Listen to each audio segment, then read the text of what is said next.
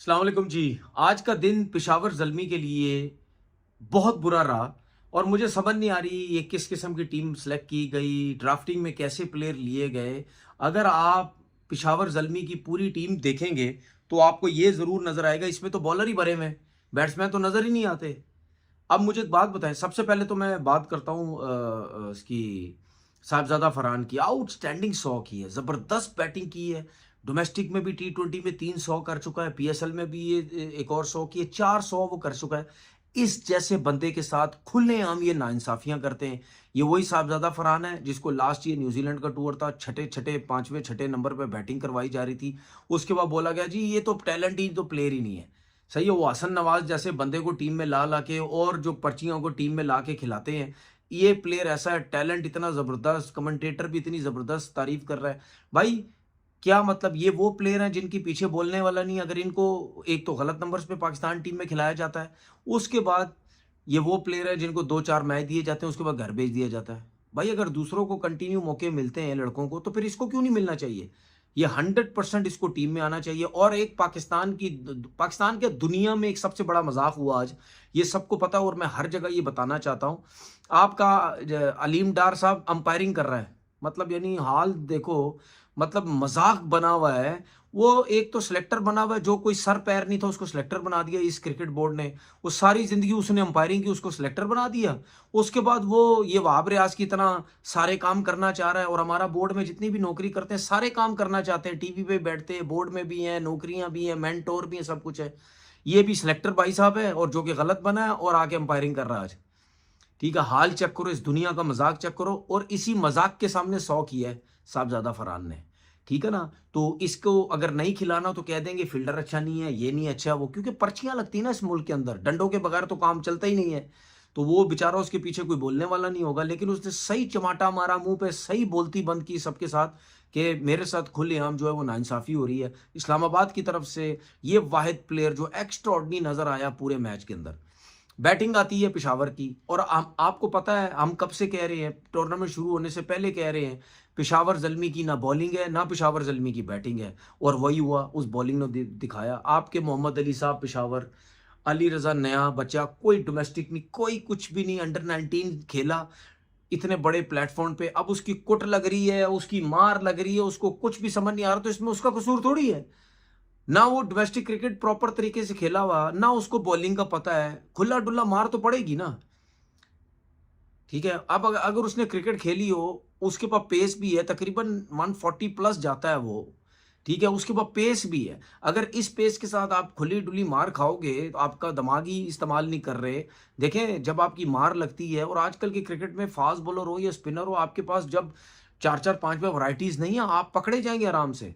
मैं हमेशा देखता हूं जब भी हमारे बॉलर्स की मार लगती है, ना यॉर्कर्स एक्यूरेट करते हैं, ना स्लो वन बाउंसर्स करते हैं, ना नॉर्मल बाउंसर्स करते हैं, ना वाइड ऑफ द क्रीज जाके टांगों के बीच में पैडों में ना बॉल मारते हैं, ना राउंड द विकेट जाके ऑफ स्टंप से बाहर यॉर्कर करते हैं, या स्लो वन करते हैं, या गुड लेंथ पे करते हैं। जब आपकी मार लग रही होती है, आप कभी भी एक बॉल नहीं करते, आप सब डिफरेंट बॉल करने की कोशिश करते हैं कि बैट्समैन सेट ना हो जाए, उसको पता ना चले कि यार ये एक ही किस्म की बॉल किए जा रहा है। हमारे फास्ट बॉलर पेस इतने मुंह पे दे रहे हैं, पीछे दे रहे हैं, भाई यही सब कुछ किए जा रहे हैं, कोई चेंजिंग नहीं हो रही, कोई कुछ भी नहीं हो रहा। भाई आप ओवर द विकेट आप गेंद कर रहे हैं, मोहम्मद अली साहब या अली रजा, अगर आप ओवर द विकेट गेंद कर रहे हैं, आपकी मार लग रही है, तो आप राउंड द विकेट चले जाओ ना, एंगल बनाओ ना यार, एंगल चेंज कर दो ना बॉल का, जिसकी वजह से बैट्समैन को प्रॉब्लम भी हो सकती है। 243 रन करवा दिए, अब 243 रन पेशावर की तरफ बनाएगा कौन? बाबर आजम। अकेला बाबर बनाएगा, या अकेला साइम बनाएगा, या अकेला हारिस बनाएगा? कौन बनाएगा? भाई मैं आपको एक चीज बता दूं, ये मेरी बात लिख लें, मैं बाबर की सपोर्ट की बात नहीं कर रहा, लिख लें मेरी बात। पेशावर जल्मी के बाद प्लेयर ही कोई नहीं है भाई, आप देख लो। बाबर आजम कुछ नहीं कर रहा, टीम का हाल चेक कर लो। साइम अयूब ने पिछले मैच में ऐसी 60-65 की है, उसके बाद टीम का हाल चेक कर लो।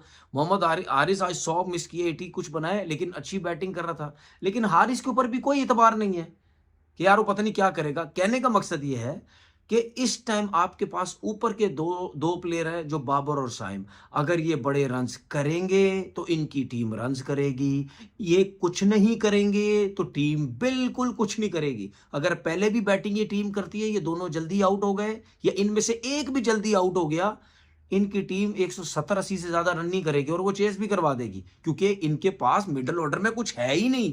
अगर बाबर और साइम 6 में अगर 100 रन भी करते हैं वो आउट हो जाएंगे, पीछे कुछ है ही नहीं इनके पास। आप टीम तो देखो, इनके पास खेलने वाले ही कोई नहीं है।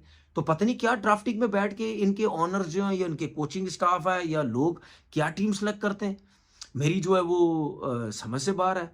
किस किस्म की करते हैं। बाबर आजम की बात कर लेते हैं। भाई बाबर आजम साहब, अब मुझे नहीं पता या और लोगों को नहीं पता या आवाम को नहीं पता या किसी को नहीं पता आपकी फॉर्म को क्या हो गया।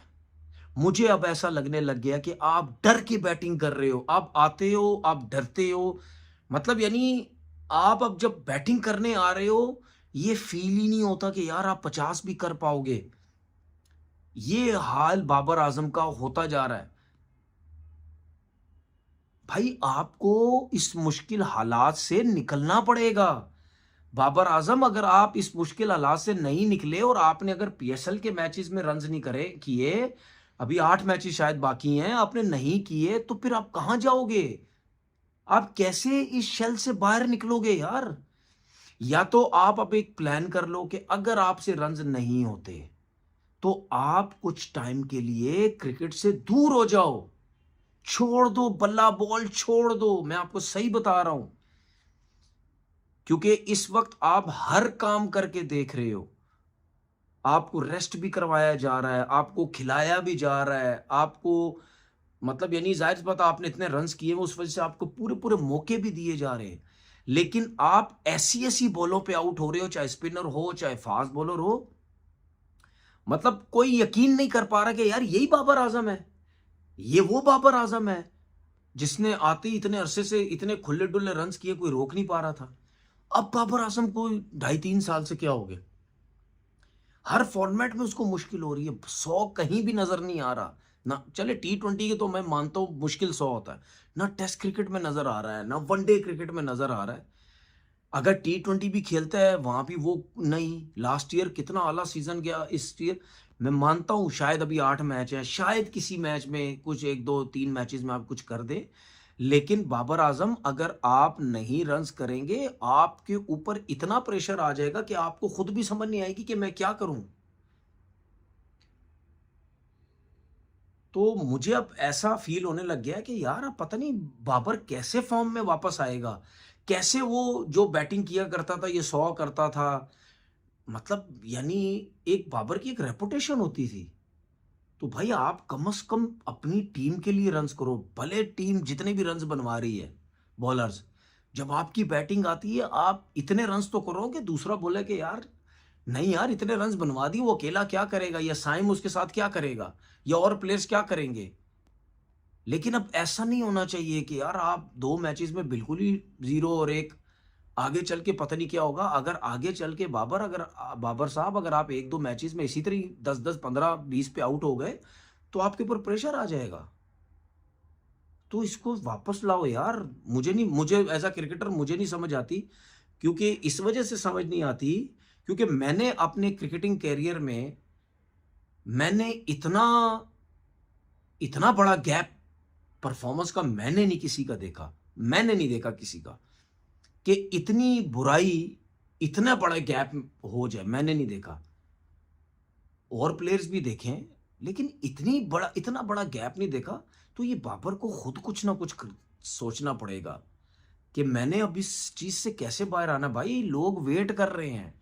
जिन लोगों से पूछो बाबर करेगा, जिन लोगों से पूछो बाबर बड़ा प्लेयर, जो जिससे पूछो बाबर 100 करेगा, जिससे पूछो पाकिस्तान क्रिकेट में बाबर के अलावा है ही नहीं। अवाम बाबर की वजह से आती है। ऐसा ना हो कि कुछ अरसे तक आपसे कुछ नहीं हुआ, लोग आपका नाम लेना भूल जाएं। मुझे तो अब ये डर लगने लग गया है, क्योंकि ये फॉर्म का गैप बहुत बड़ा हो गया है, जिसकी वजह से लोग पीछे ना हटने लग जाएं। फिर हर किसी के मुंह में ये ना होने लग जाए, नहीं मैं ये कह रहा हूं, हेटर्स तो अभी आपके अगेंस्ट है, जो अवाम आपको पसंद कर रही है वो आपके अगेंस्ट ना जाने लग जाए कि छोड़ो पे किसकी बात करते हो, कुछ भी नहीं करता, बस सपोर्ट कर करके थक गए। तो ये बाबर को खुद कुछ ना कुछ जो है वो सोचना पड़ेगा। लेकिन पेशावर ज़ल्मी की जो बैटिंग है और बॉलिंग है, मुझे ऐसा लगता है ये जो सूरत-ए-हाल है ये बॉटम में ही रहेगी। ये टीम बॉटम वाली लगती है, इसे ऊपर आने वाली नहीं लगती। अपना बहुत-बहुत ख़्याल रखिएगा। अल्लाह हाफ़िज़।